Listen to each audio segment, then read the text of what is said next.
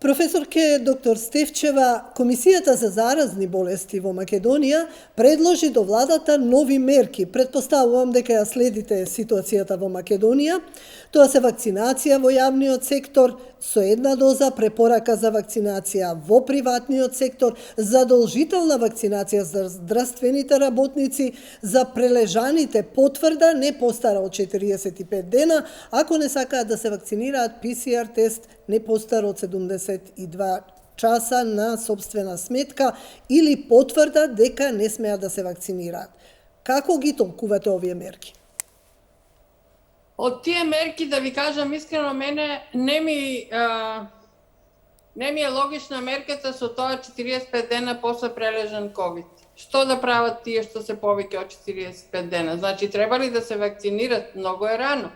Особено со Pfizer, дури и не се препорачува, според препораките, Pfizer и Moderna не смеат да се даваат на млади луѓе пред 3 месеци од како прележале ковид. Значи, треба да поминат најмалку 3 месеци па да добијат они вакцина. Тогаш не знам, мене не ми е јасно тоа, плюс има истражувања кои што покажуваат дека имунитетот после прележан ковид трае најмалку 8-9 месеци. Така да тоа не ми е јасно. Значи, таа мерка не ја оправдам од самиот почеток. Што се однесува до вакцинацијата на здравствените работници, мислам дека е тоа во ред. Вакцината веќе не е за ургентна употреба, само туку е одобрена и за нормална употреба, сега не даде такви резултати како што се очекуваше, ама кога човек оди на лекар, поготово знаеме лекарите доаѓаат во контакт многу со пациенти секакви, треба да биде сигурен дека лекарот нема да биде тој што ќе му пренесе болест, нели? Пак нема да биде сигурен. Можда јас би оставила опција, ако некој од лекарите не сака да се вакцинира, да си стави, да си залепи на врата таму дека во неговата ординација никој не е вакциниран, па ако сака некој нека оди. Ова со 45 дена, дали се практикува во САД или во некоја друга земја во светот? Не, дури не се препорачува, дури има препорака од NIH да не се дава Pfizer за во 3 месеци после прележан ковид. Тоа исклучиво за Pfizer. Така. Може да предизвика миокардит, особено кај млади лица. Добро, Јас не знам од каде им е тоа, вистина. Правилата се такви кај нас, не знам од каде е земено и од каде е користено, обично користиме искуства од странство, затоа ве прашав дали некаде во нека од земјите или во САД се применува ваква пракса. Не сум сретнала никаде тоа за 45 дена. Австрија од 1 февруари најавува задолжителна вакцинација и локдаун, веројатно така ќе биде и во други земји од Европа, затоа што таму сега ситуацијата е многу лоша.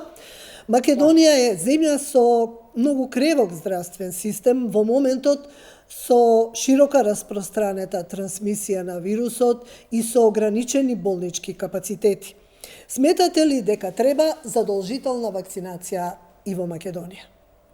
Па мислам, ова се играчки што се играат. Треба некој да собере храброст или да каже задолжителна е вакцинацијата за сите, или да не си игра играчки, те невакцинирани нема да влегуваат во кафичите, не знам што, не знам како. Мислам, не знам што да кажам, вакцината очигледно не ги покажа ефектите што се очекува. Меѓутоа, смртноста е намали. Смртноста во Британија е 0,4%. Зошто не ги даде? Зошто не ги даде ефектите? Не делува на новите соеви или? Па најверојатно затоа што вирусот е толку мутиран што веќе не ја спречува инфекцијата, но секако дека го ја намалува смртноста. Така. Да. Беше некаде 3,5, памтам пред една година, јас пред да вакцинираат во Британија, баш ги проверував колку е смртноста во европските земји. Тука некаде беше, сега е 0,4, тоа е голема разлика. Македонија е високо на листата од земјите во Европа по најголема смртност. На што се должи големата смртност во нашата држава? Да, точно, нашата смртност во Македонија е 9 пати поголема од колку таа во Словенија. Тоа според официјални податоци ви го кажам. Например, 4 пати поголема од таа во Србија, за комшиите зборувам сега, 2 пати поголема од Албанија. Мислам, треба прво власта да си признае дека тука нешто не е во ред и да си направи анализи. Но јас мислам дека ние најголемиот проблем е што ги пропуштаме првите 6 дена од инфекцијата се буквално пропуштени. Зошто? Затоа што тестовите нема бесплатните, луѓето мора да си платат за тестовите. Македонскиот народ нема толку многу пари. Од кај да најде 2000-2700? Еми ќе го одложува, нели така? Се додека може. И фактички ги пропушта тие први 6 дена таму што се критичниот и тогаш сега целата терапија насекаде е да се намали нивото на вирусот во првите 5-6 дена, за да не дојде до потешки последици. А ние тој период го пропуштаме, буквално. Треба да им се обезбеди на луѓето, може владата да финансира, ако не бесплатни, барем да изврши притисок на приватните лаборатории, да обезбеди некоја цена таму, да преговара, луѓето самостално сигурно дека не можат да преговарат. Секаде во свет тестовите се во време на пандемија на товар на државата, така? Да, еве Германија сега како почна новата пандемија, почна да дели бесплатни брзи тестови. Дали имате забелешки во однос на протоколите, односно во однос на лекувањето? Јас не знам.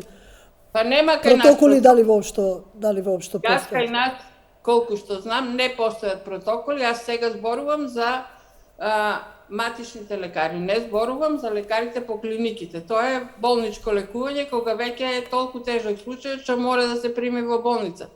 Но ние ги пропуштаме првите денови.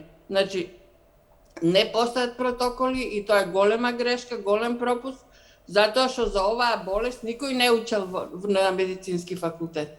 И сега, уствари, секој се снаоѓа како знае и умее, и Бога ми има и некои случаи што се дури и смешни. Јас имав моја пријателка која што се разболи и докторка ти рекла само ќе ти помине, не се секирај.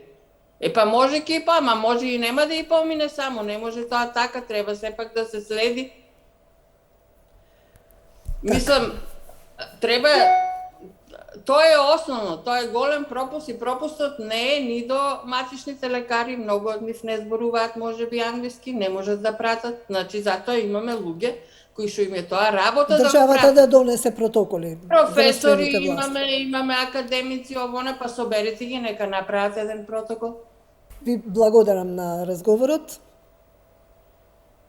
Благодарам што ме поканивте и поздрав до сите во Македонија. Благодарам.